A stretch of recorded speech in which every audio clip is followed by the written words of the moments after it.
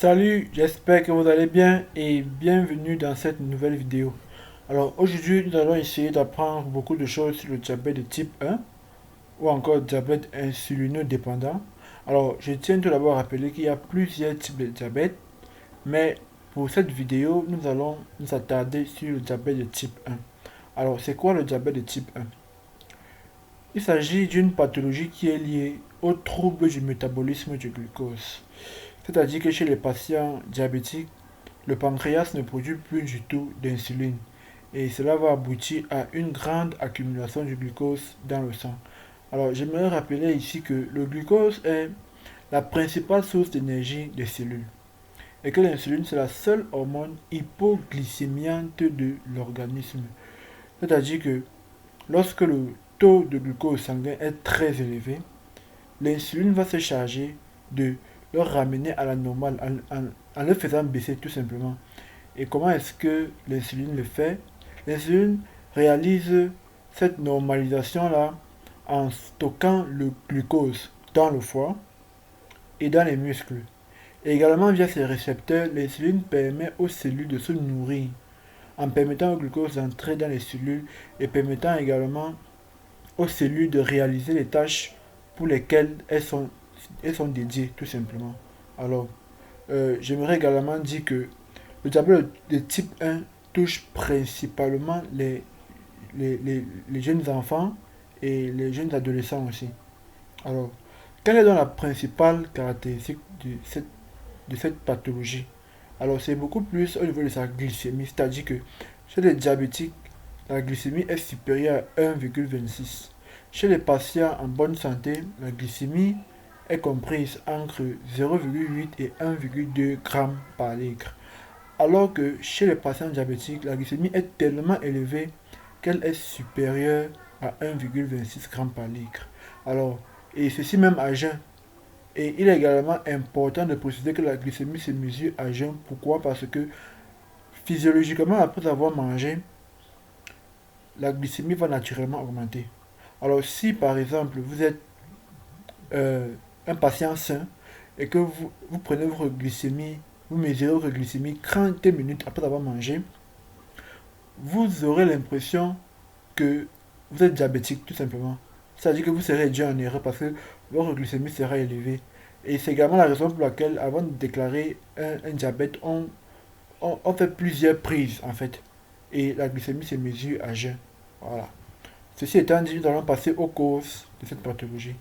Alors, l'une des raisons qui fait en sorte qu'on classifie souvent le diabète de type 1 comme étant une maladie auto-immune, c'est tout simplement parce que il y aura un dérèglement des cellules immunitaires qui vont reconnaître les cellules bêta du pancréas et les détruire.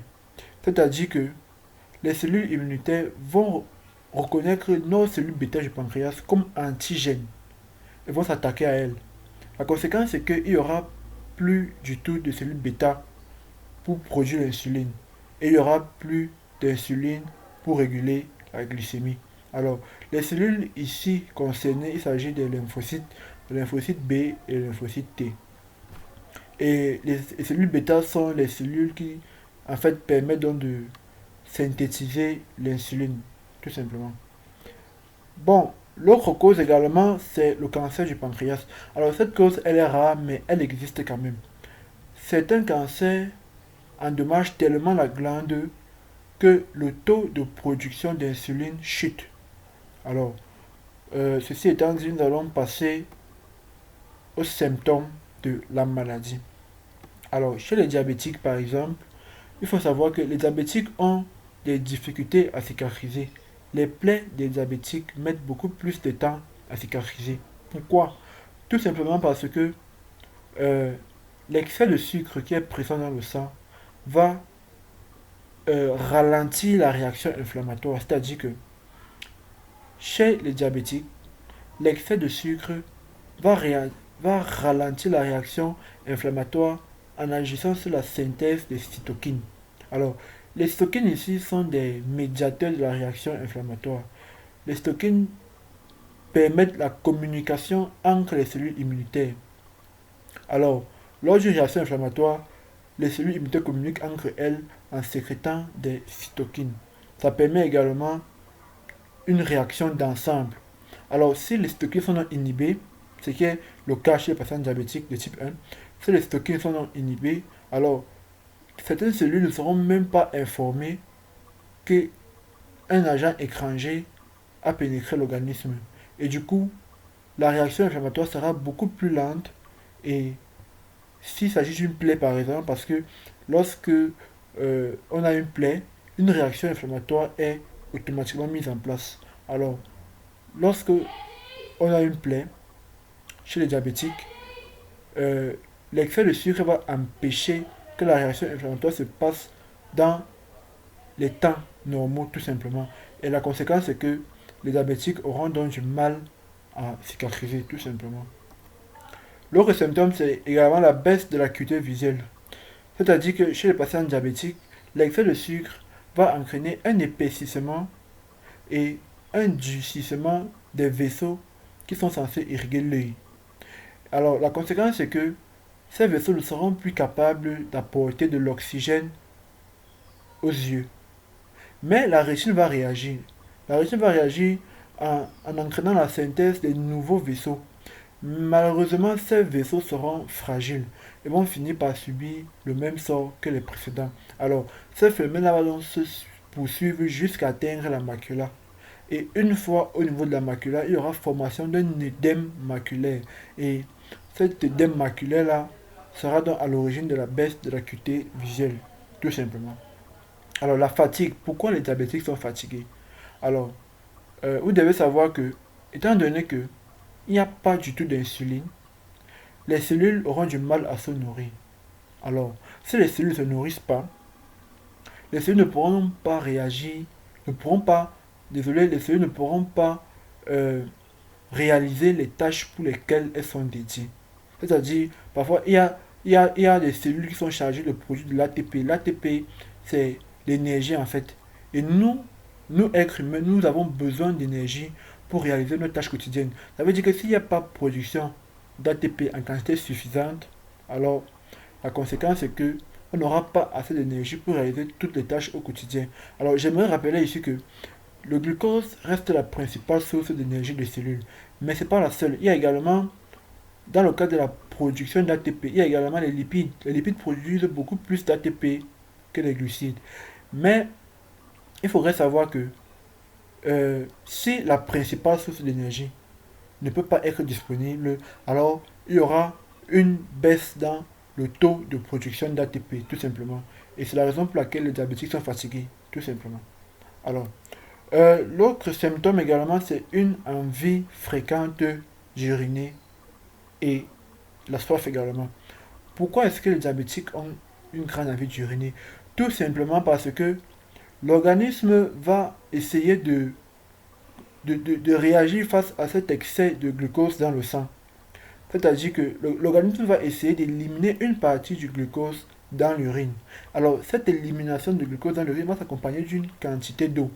Et cette quantité d'eau-là aura des répercussions sur l'organisme. C'est l'eau de l'organisme qui est éliminée.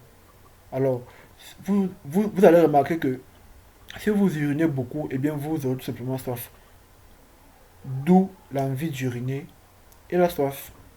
Alors, l'amaigrissement. Pourquoi les diabétiques de type 1 perdent du poids?